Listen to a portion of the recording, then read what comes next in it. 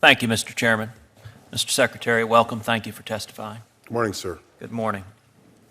On Tuesday of this week, this committee's Oversight Subcommittee conducted a hearing on the systematic scrubbing of law enforcement and intelligence materials.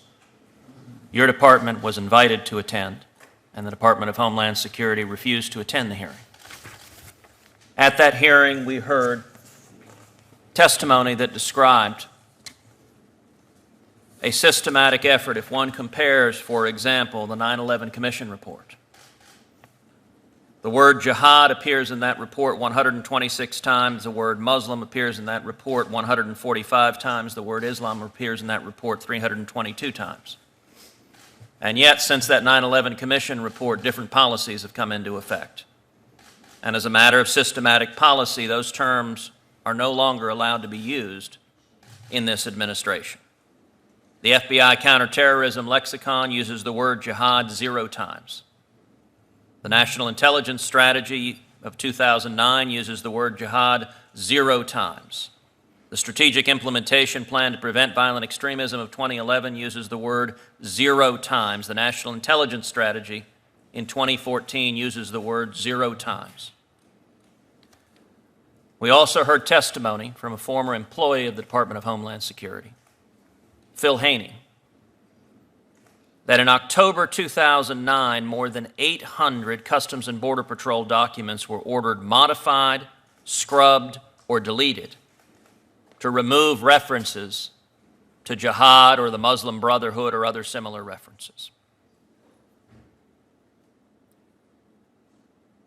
Was Mr. Haney's testimony that the Department of Homeland Security ordered over 800 documents in CBB altered or deleted? Was that testimony accurate? I have no idea. I don't know who Mr. Hainan is. I wouldn't know him if he walked in the room. So you have not investigated whether your department ordered documents to be modified in 2009 to remove references to jihad, radical Islamic terrorism, the Muslim Brotherhood. You have not investigated that question? No, I have not taken the time to investigate what Mr. Hainan says, no. And when the United States Senate Judiciary Oversight Committee conducted a hearing on that, did you or anyone in your staff inquire into those issues? No, but you have me right here, right now, to ask questions of. So but apparently your answer is you don't know. I am asking you, in 2009 and again in 2012, Mr. Haney testified there were 2 purges, and that was the word he used, purge, at the Department of Homeland Security to remove references to radical Islamic terrorism. Is it accurate that the records were changed? Same answer I gave you before. I have no idea, sir. You have no knowledge of any records being changed at the Department of Homeland Security? Same answer. I have no idea, sir. Would it concern you if it was accurate? Senator, I find this whole debate to be very interesting, but I have to tell you, when I was at the Department of Defense giving the legal sign-off on a lot of drone strikes, I didn't particularly care whether the baseball card said Islamic extremist or violent extremist. I think this is very interesting, but it makes no difference to me in terms of who we need to go after, who is determined to attack our homeland. The other point I'd like to make, sir, is that, and I have to think in practical terms in Homeland Security. I think this is all very interesting, makes for good political debate, but in practical terms, if we, in our efforts here in the homeland, start giving the Islamic State the credence that they want to be referred to as part of Islam or some form of Islam, we will get nowhere in our efforts to build bridges with Muslim communities, which we need to do in this current environment right now that includes homegrown violent extremists. They all tell me, my time is limited for this question. Hold on just a second, please. They all tell me that ISIL has hijacked my religion, and it's critical that we bring these people to our side to do this. You're entitled to give speeches other times. My question was if you were aware that the information has been scrubbed.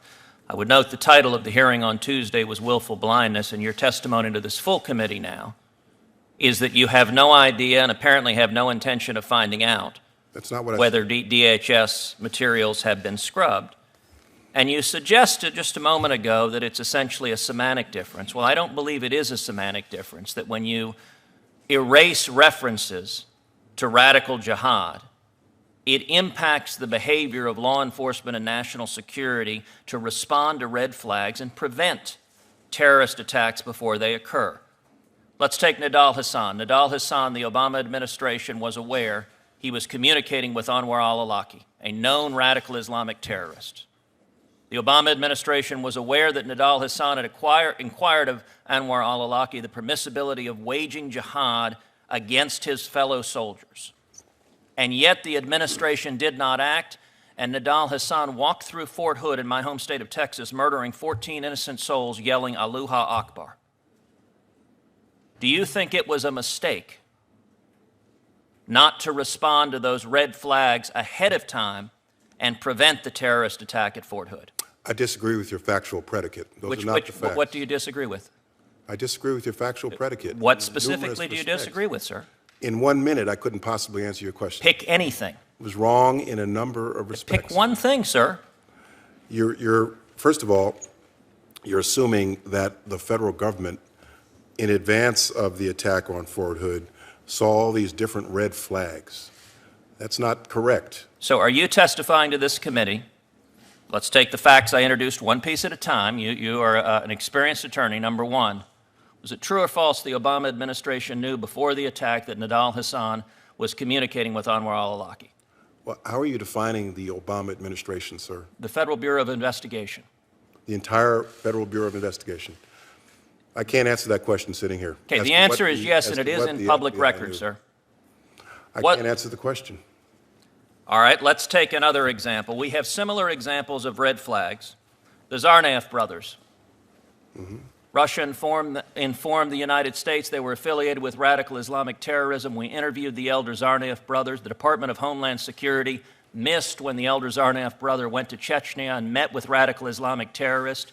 The administration missed when there was a public posting of the elder Tsarnaev brother calling for jihad, and in the Boston bombing they set off pressure cookers, murdering 3 people and wounding roughly 180. Was it a mistake not to respond more effectively to those red flags and prevent that act of radical Islamic terrorism?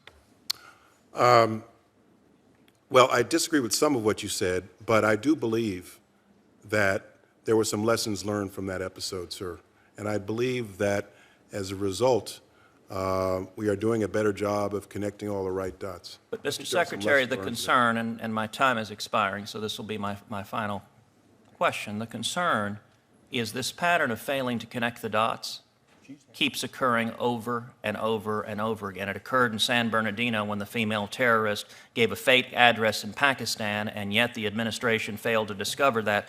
It occurred in Orlando, where the terrorist was interviewed 3 times, has pledged his allegiance to al-Qaeda and to Hezbollah,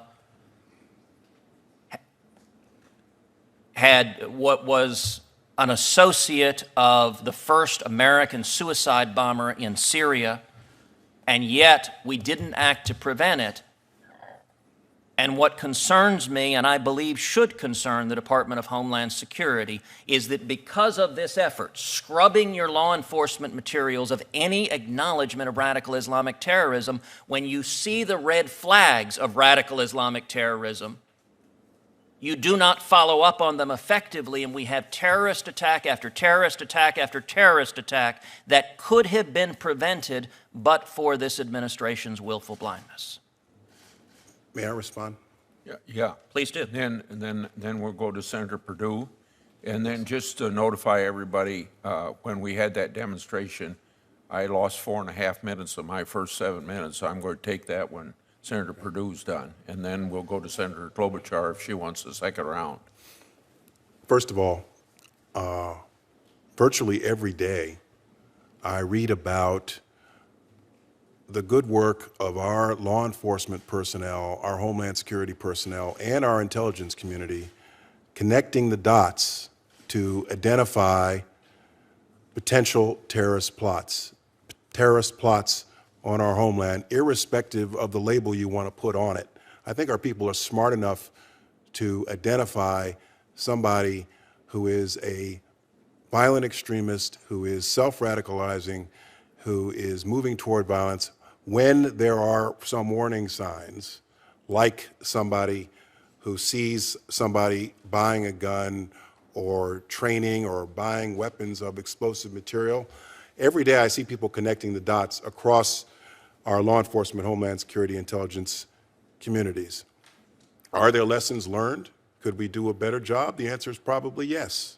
But every day I see this happening, and I think we are doing a better job, and I think that our people are smart enough to identify potential terrorist behavior, whether you call it Islamic or extremist or anything else. I think the labels, frankly, are less important, except where we need to build bridges to American Muslim communities and not vilify them so that they will help us help them.